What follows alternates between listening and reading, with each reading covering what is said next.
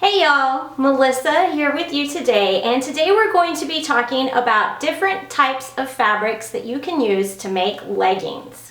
I've got a whole stack of fabrics here that could be used to make leggings, so we're just going to go through the pile one by one, and I'm going to talk about the different properties of each and the pros and cons of why you may or may not want to choose that particular fabric.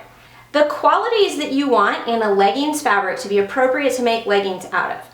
First, you want it to have four-way stretch. It needs to stretch both horizontally and vertically, and probably at least 20 to 30% vertically. Not all vertical stretch fabrics will stretch that much. If you don't have about 30% vertical stretch, you're going to be uncomfortable in your joints where you bend because there's not enough stretch to accommodate that. You also want leggings fabric to contain polyester, lycra, or spandex. One of these in the leggings fabric content will help with recovery.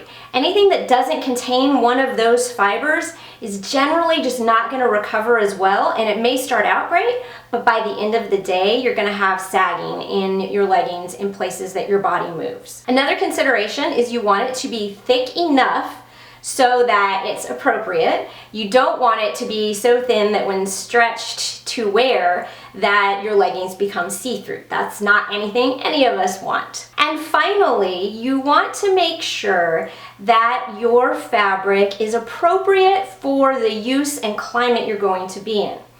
Higher polyester contents are going to be warmer in general, unless they're specifically made for athletic knits, in which case the fibers are knitted in ways to pull sweat away from your body or allow them to be breathable, and not just polyester by itself generally will keep all the warmth in and you'll be sweaty and hot, particularly if you live in a warm and a warmer humid climate like I do. So this here is a cotton spandex blend, and this can be used for leggings. You often see it used for children's leggings, in fact, and you can see that it does, in fact, stretch both horizontally and vertically.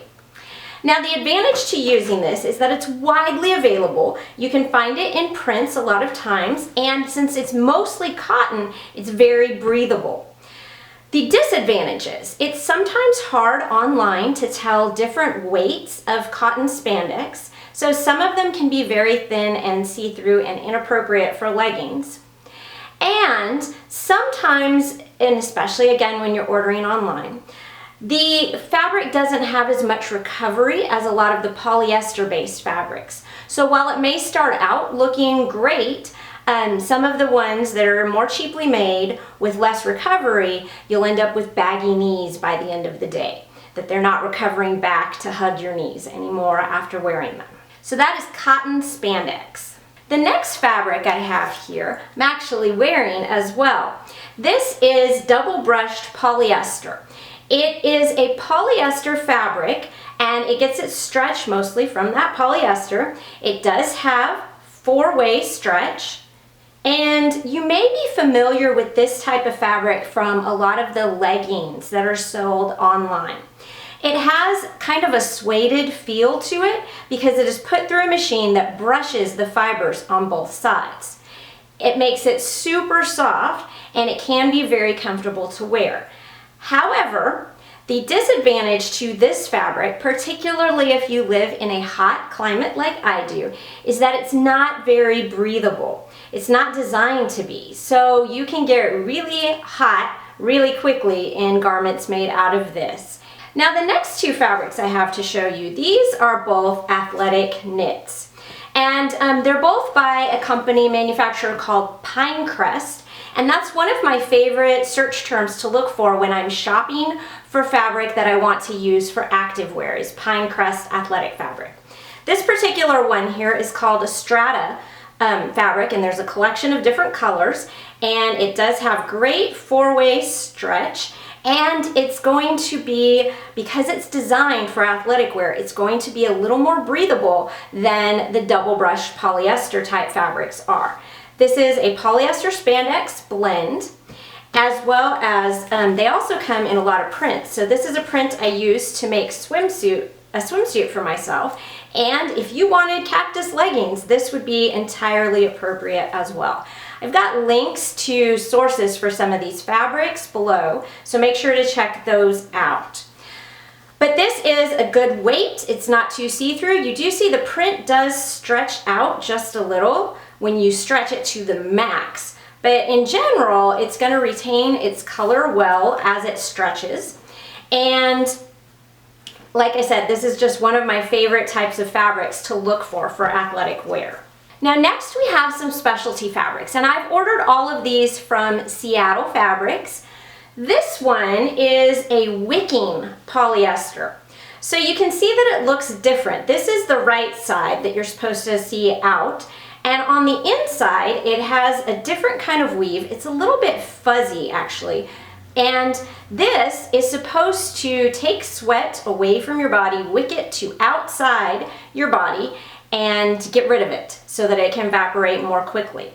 I have not made leggings out of this one because after I ordered the fabric, I decided the pink was a little too close to my skin tone, and I wanted to make sure that I wouldn't look like I forgot to wear pants. But I think this one's gonna make a great workout shirt is what I want to use it for. So Seattle Fabrics, you can order swatches. You can buy swatch books of a lot of their different fabrics, which is what I did before I decided to order. And this is exactly the same as the swatch, it's just I didn't consider skin tones when I was ordering it.